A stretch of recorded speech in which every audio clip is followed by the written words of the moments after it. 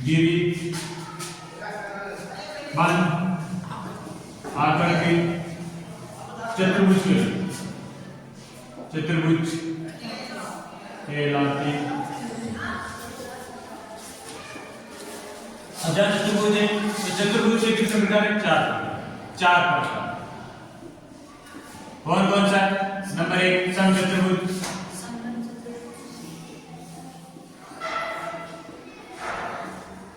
Number 2 समांतर चतुर्भुज,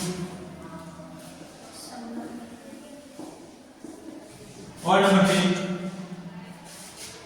मैं यहाँ पे ले लेता हूँ समलंब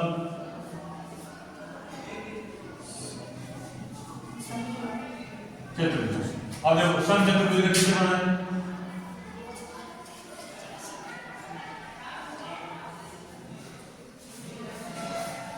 ये समांतर का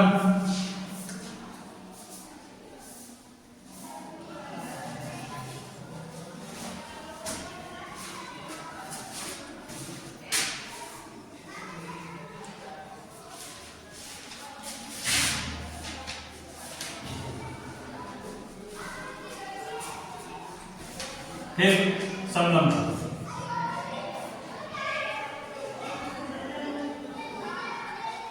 अब देखो समचतुर्भुज की क्या पहचान है? इसकी 4 भुजाएं बराबर होती हैं, तो 4 भुजाओं का मान समान, चारों भुजाओं का मान समान। तो AB बराबर BC बराबर CD बराबर E, चारों भुजाएं लगभग बराबर होती है।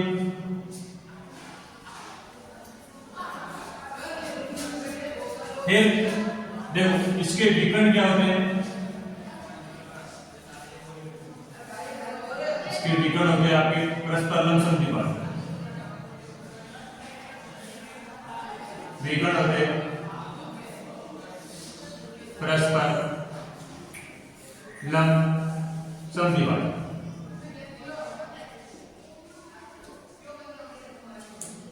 यानी कि जैसे यहाँ पे O है तो AO किस पे लंब है? BD, और DO या OB किस पे लंब है? OB है अपने AC। ये इस पे लंब है और ये इस पे लंब है, और इनका मान क्या होता है? समान। AO बराबर OC और D बराबर OB, ठीक है। और इनका विकर्ण ये भी बराबर AC बराबर BD। ये समलंब चतुर्भुज है, तो इसकी आमने सामने की इसकी 2 भुजाएं क्या होती है? समान। 2 भुजाएं क्या होती है? समान। A और B, A समांतर B। समांतर चतुर्भुज, तो इसमें दोनों भुजाओं का मान क्या होता है? बराबर। आमने या फिर हम लिख सकते हैं समभुज भुजाएं बराबर होती है। समभुज भुजाएं बराबर होती है। समभुज भुजाएं बराबर होती है। समभुज भुजा कौन सी? AB बराबर BC और AD बराबर BC, यानी AB बराबर CD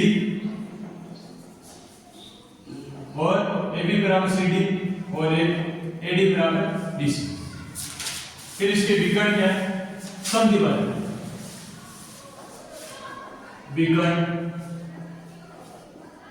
समद्विबाहु।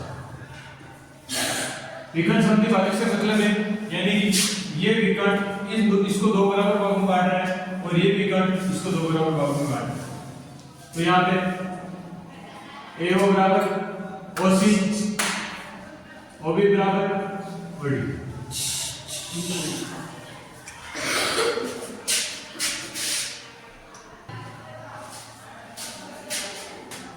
चालू करा। अब समलंब चतुर्भुज, समचतुर्भुज, समांतर चतुर्भुज और ये एक पतंग का चौथा होता है पतंग।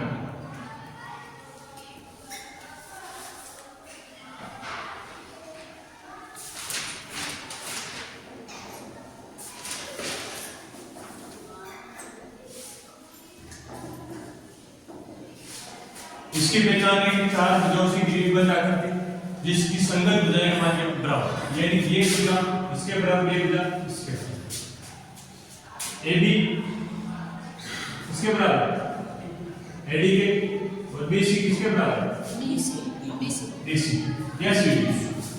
और इसमें जो विकर्ण होते हैं वो भी क्या होते हैं, परस्पर लंब संधि वाले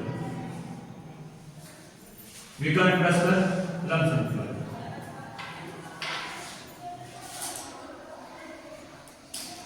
लंब संधि वाले, संधि वाले,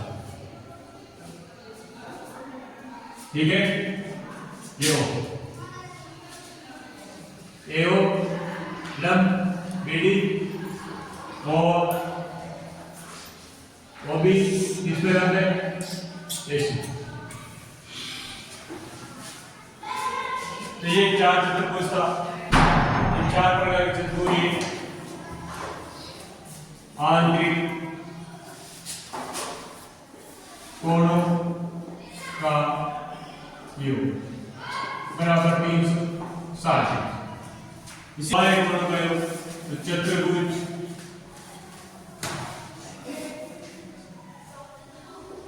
के बाएं कोणों का योग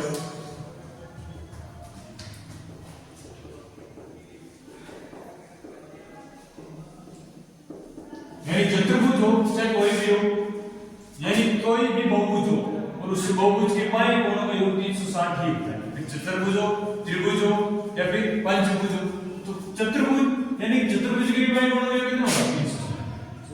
तो ये दोनों वेरी वेरी इंपॉर्टेंट है। ये भी क्वेश्चन नंबर 1 है सर, वो इनमें से एक अवतल, विषम और विषम। देखो उत्तर बहुभुज मतलब है किसी भी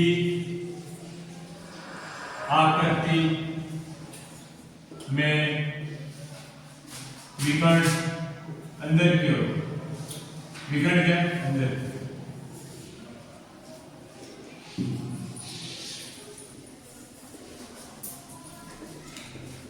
अंदर की ओर, और विकर्ण किसी भी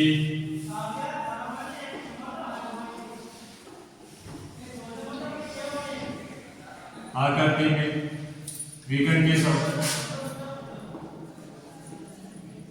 विकर्ण बाहर की ओर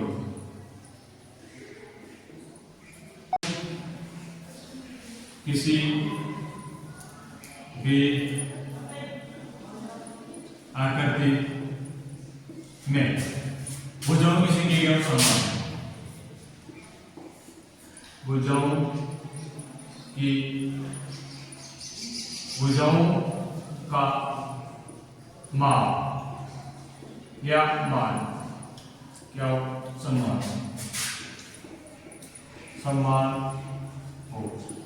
अब जिस भी आकृति की भुजाओं की संख्या, भुजाओं का जो माप है वो क्या समान है, तो क्या समभुज। और जिसमें किसी भी आकृति में भुजाओं का माप समान नहीं है वे विषम बहुभुज।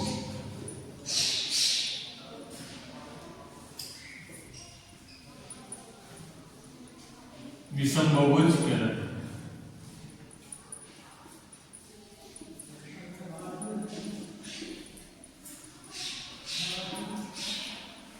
विषम बहुभुज और समचतुर्भुज, और 6 वाला समषष्ठभुज,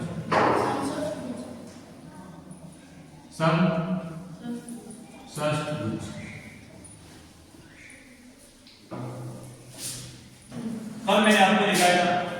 किसी भी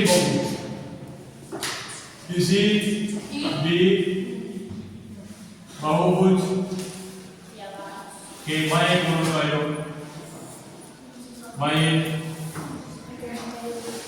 कोणों का योग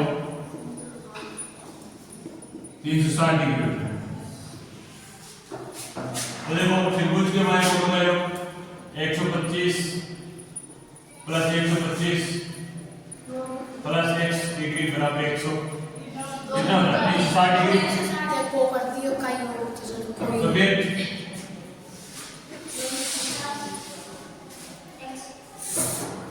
तो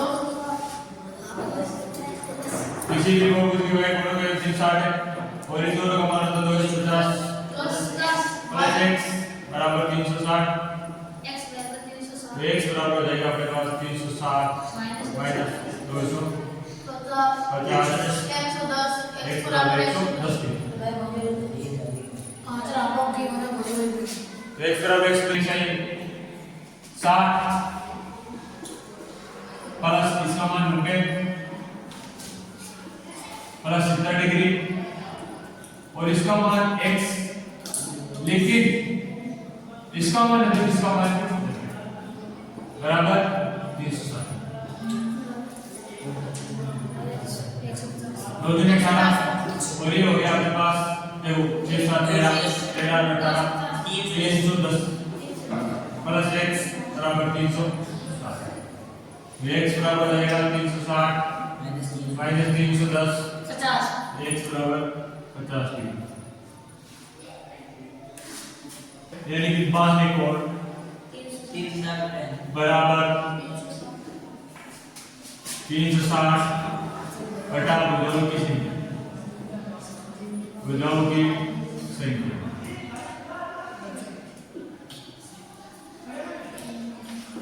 और इससे लिख सकते हैं 360 बटा n और n का मान आ जाएगा 9। तो 360 बटा 9 यानी कि आएगा आपके पास 40 डिग्री। तो कितने रहेगा 360 n का मान है आपके पास 15, इसका मान आ जाएगा 15 6 0 5 60 यानी 64। इन दोनों भुजों से ये याद रखिए उसमें बाएं कोण इसका तो हमारा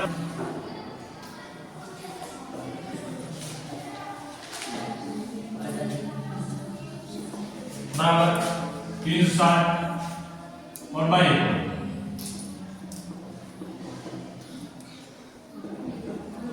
360 भुजों से क्या हमारे पास निकालने 24 बाएं कोण 24 का भाग इसमें जाएगा हमारे पास एक बार, पीछे हमारे पास बचा तो आएगा 15, यानी भुजों की संख्या मान आ जाएगा n बराबर 15। भुजों की संख्या 15। अब इसमें देखो अंत्य कोण है, अगर इसका मान 163 है, इसका मान ध्यान रखना पड़ेगा यहाँ x मान है तो और इन दोनों का योग कितना होता है 180 डिग्री। तो x प्लस 165 बराबर 180, तो x बराबर आ जाएगा 180 माइनस 165, तो x का मान आएगा 15 डिग्री। अब बाएं कोण हमारे पास आ गया, बाएं कोण हमारे 15 डिग्री बटा 15 और ये अपने पास आएगा 15 गुना 30 और 4 यानी 24। तो यहाँ भुजाओं की संख्या कि n का मान आ जाएगा 24। प्रत्येक कोण 22 डिग्री हो सकता है, इसके लिए देखो हमें भुजाओं की संख्या निकालें, इसके लिए हमारे पास 360 बटा बाएं कोण, तो ये n बराबर 360 बटा 22 डिग्री। ऐसा संभव नहीं है क्योंकि ये इसमें भाग कंप्लीट नहीं जाता, जैसे 180 बटा 11 180 बटा 11 और ये क्या कोण संख्या नहीं, इसलिए संभव नहीं। फिर अंत्य कोण या किसी संभव में अंत्य कोण हो सकता है, तो अंत्य कोण 22 डिग्री। तो अगर अंत्य कोण जैसे हमारे पास होता है अंत्य कोण प्लस बाएं कोण, इन दोनों का मान कितना है 180 डिग्री। तो अंत्य कोण हमारे पास दे रखा है 22 डिग्री, तो बाएं कोण कितना हो जाएगा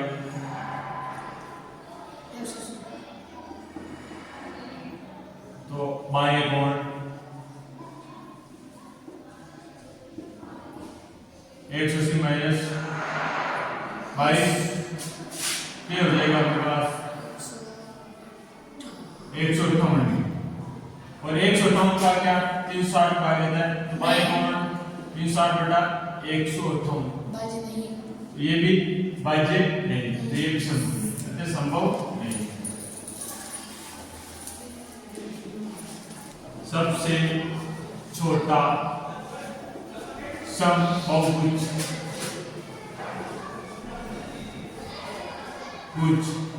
समबाहु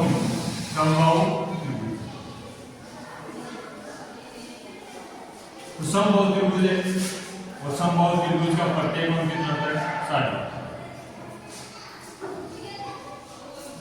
तो इसका प्रत्येक अंत्य कोण कितना होता है, सबसे छोटा समबाहु त्रिभुज है, समबाहु कितने इसका, यानी कि 60 डिग्री का समबाहु है।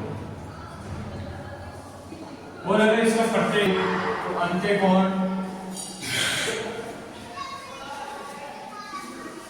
प्लस बाएं कोण बराबर 180 डिग्री। अगर अंत्य कोण का मान 60 डिग्री तो बाएं कोण 180, बाएं कोण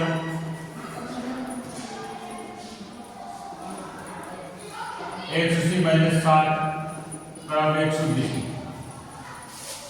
कम से कम समबाहुभुज में कम से कम कितने इसका अंत्य कोण संबंध 60 डिग्री, और किसी समबाहुभुज में अधिक से अधिक कितने इसका बाह्य कोण संबंध, तो 120।